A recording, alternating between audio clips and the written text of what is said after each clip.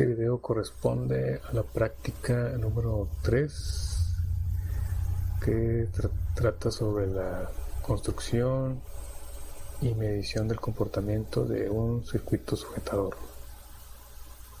En este circuito la función que realiza es añadir un nivel de voltaje a una señal de corriente alterna. Se podrá medir un nuevo nivel de voltaje sin que la señal pierda su forma. Es lo que veremos en el osciloscopio. Bueno, los elementos que hacen posible este comportamiento en el voltaje son un diodo y una fuente de alimentación combinado con un capacitor. Estos elementos son los que permitirían ver ese comportamiento en la señal de salida de corriente alterna. Okay. El diagrama que corresponde a ese circuito es este mismo, e inicio la construcción del circuito.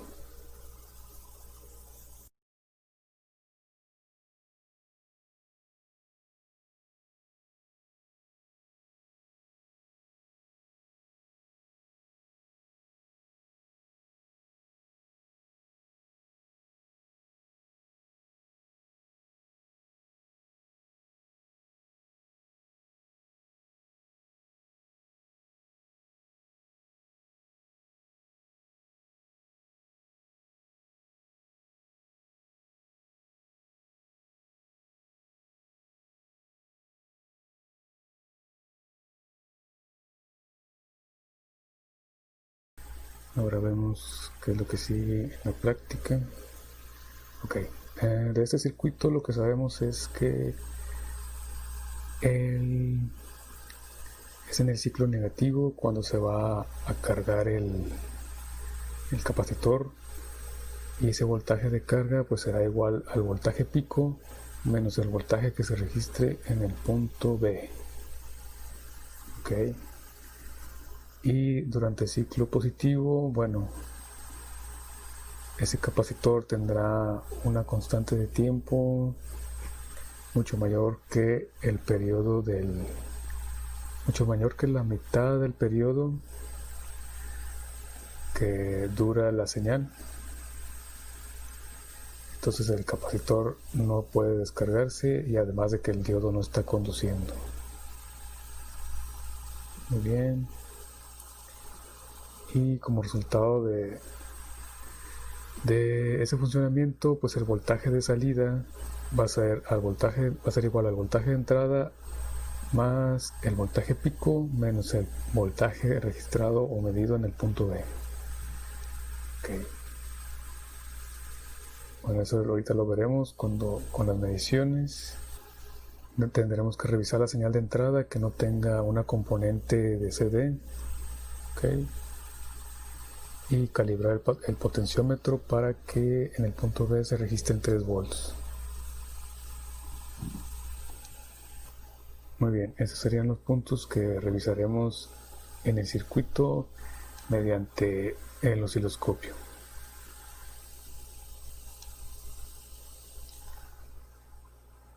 Muy bien, ok. Entonces empezamos calibrando el generador de señales con un voltaje de pico a pico de 10 volts y una frecuencia de 1 kHz. Ok, aquí lo tenemos. Para que sea de pico a pico, pues aquí le ponemos 5 volts. Ok, ya tenemos este dato.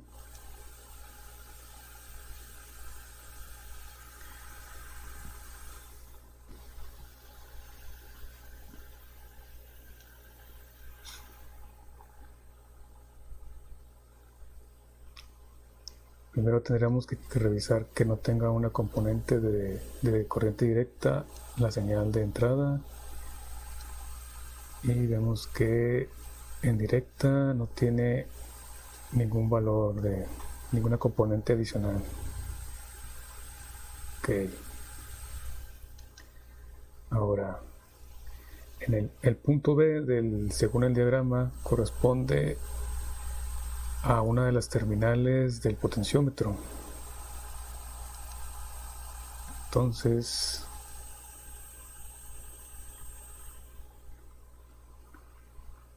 movemos una terminal del multímetro hacia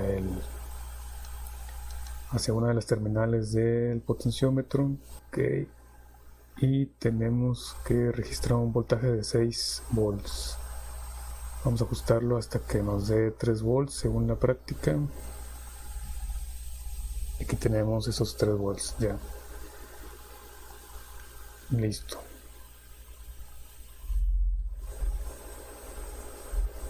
Ahora lo que observaremos serán las señales de entrada y salida con un osciloscopio.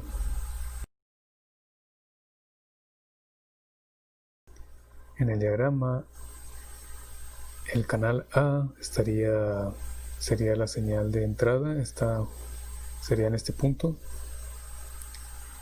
y el canal B va a estar colocado en la salida del circuito, corresponde a esta rama en el circuito.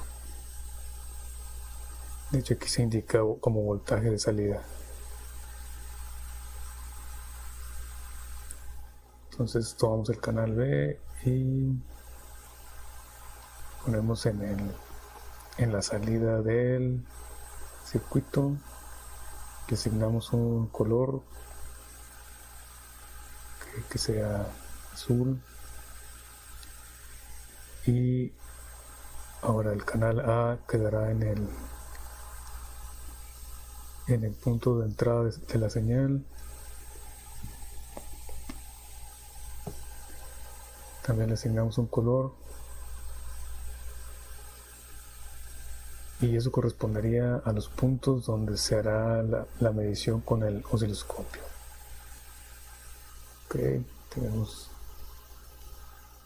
la pantalla del osciloscopio y vamos a iniciar la simulación.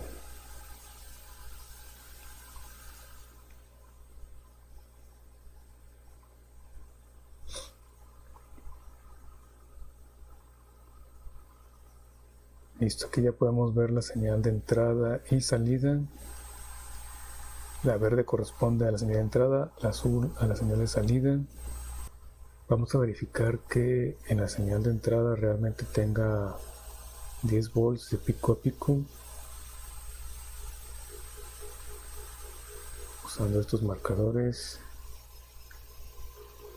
y vemos la diferencia en el canal A, la diferencia entre los marcadores T2, T1 nos da que tenemos ese voltaje de pico a pico de 10 volts aproximadamente, 9.98. Lo que podemos ver en el circuito usando el osciloscopio es como la señal de entrada se ha recreado con la misma forma en el punto de salida del circuito, pero la señal de salida con respecto a la señal de entrada se encuentra desplazada un cierto nivel de voltaje. Ese desplazamiento es una componente de corriente directa que agrega esta fuente de alimentación, pero que es regulado por el potenciómetro que tenemos conectado en paralelo a la fuente.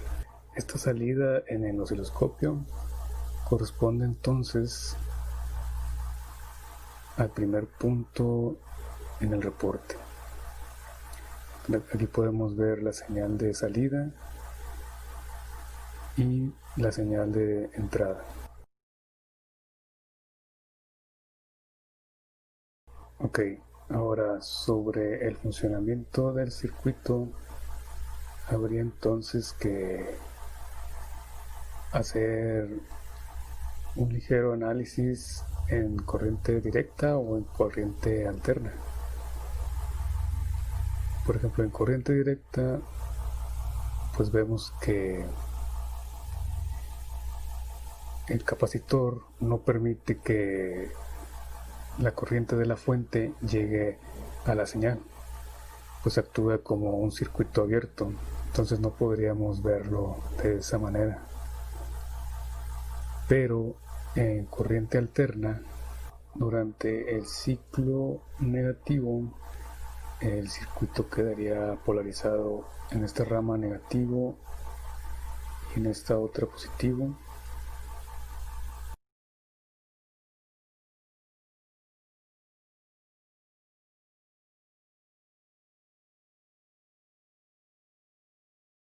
Esta rama, al estar en positivo, y como este es el positivo y este es el negativo en el diodo, este diodo queda polarizado directamente, entonces empieza a conducir, provocando que el capacitor empiece a cargarse y que quede polarizado de esta manera.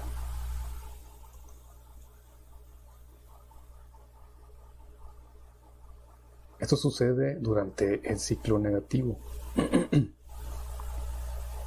El valor con el cual queda polarizado el capacitor viene dado por la fórmula de voltaje máximo menos el voltaje en B.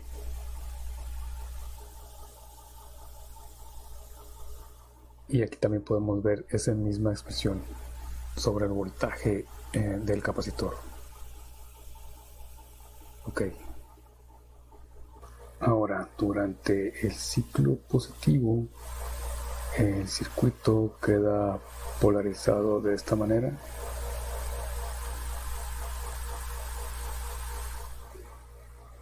Vemos ahora que esta rama sobre la que está conectado el diodo ahora es negativa, lo que provoca que el diodo no conduzca, queda polarizado inversamente y no puede conducir. Y el capacitor tiene en ese circuito una constante de tiempo que es mucho mayor a la mitad del periodo que dura la señal, por lo que no tiene tiempo para descargarse,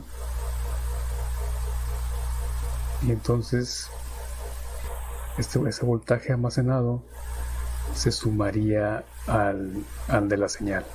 Para este caso, en el circuito, en el punto de salida,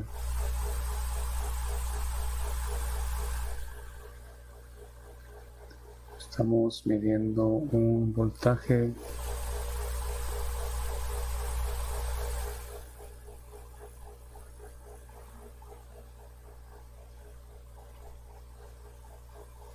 de aproximadamente 7.2 volts.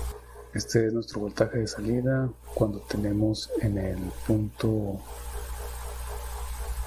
B un voltaje de 3 volts. Esta fórmula es la que nos estaría indicando cuál sería ese voltaje durante todo el tiempo, tanto en el ciclo negativo como en el ciclo positivo. Pues como ya habíamos comentado antes, la constante de tiempo en el capacitor no permite que se descargue rápidamente, quedando ese voltaje sumándose al voltaje de entrada. Y esa suma será el resultado del voltaje de salida. El siguiente punto en la práctica es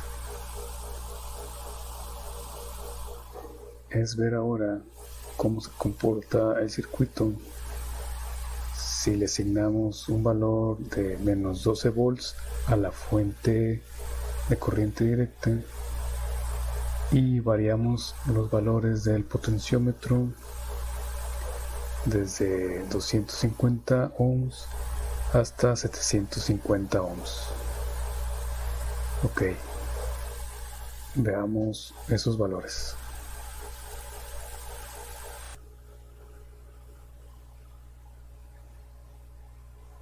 Al asignarle un valor de menos 12 volts a la fuente de corriente directa,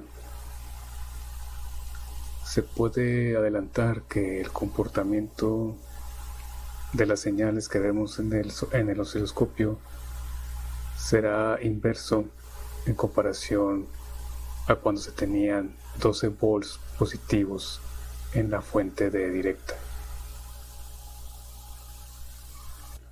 Ok, iniciamos la simulación para ver el osciloscopio y ahora vemos que la señal de salida se ha desplazado hacia abajo.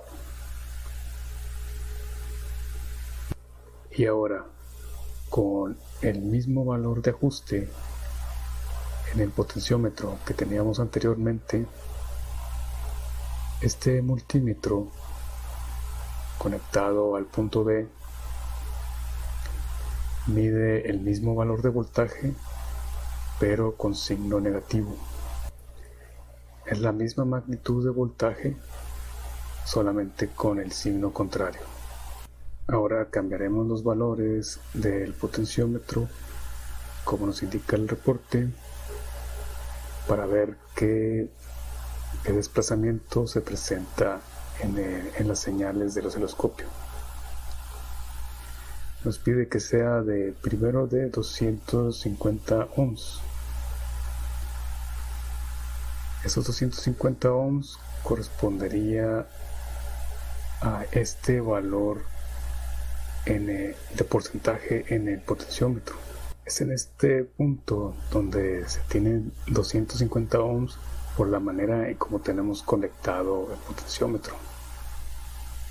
Bueno, a modo de ejemplo, si desplazo hasta el 100%, se entiende que aquí habría una resistencia del 100%, pero la verdad no es así. El multímetro conectado a la terminal del potenciómetro indica que hay menos 12 volts, que es el valor de la fuente. No está oponiendo ninguna resistencia. Entonces este 100% indica en realidad que no hay resistencia por parte del potenciómetro. En caso contrario, si lo desplazo al 0%, vemos que el multímetro conectado a este terminal indica un valor de voltaje muy bajo. Eso significa que toda la resistencia del potenciómetro se está usando y el voltaje que genera la fuente es consumida por el potenciómetro. Entonces en este valor, aquí está en 0%, se tiene toda la resistencia y en el 100% no hay resistencia, por lo que el valor de 250 ohms corresponde al 75% más o menos. Entonces, al tener el potenciómetro ajustado en un valor de 250 ohms, lo que es una resistencia muy baja, vemos que la señal de salida oscila entre valores negativos.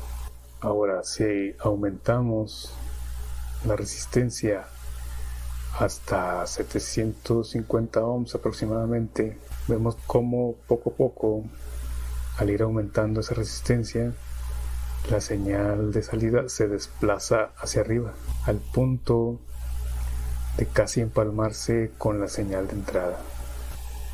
Ok, esto correspondería al reporte sobre circuitos sujetadores.